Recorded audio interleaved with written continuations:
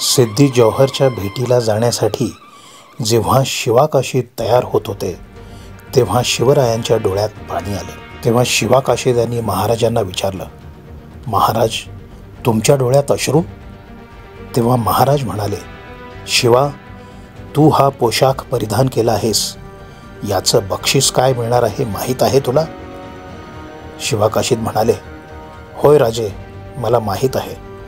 शत्रूच्या वेढ्यात गेल्यावर शत्रू मला खतम करणार आहे, पण शत्रू मला मारताना शिवाकाशीद म्हणून मला मारणार नाही, तर शिवाजी महाराज म्हणून मला मरायची संधी मिळते, आणि ही संधी मी सोडीन राजे?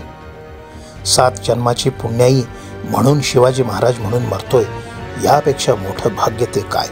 किती सामर्थ्य आणि त्याग होता त्यांच्या या बोलण्यात. वीर शिवाकाशीद यांना मानाचा मुजरा.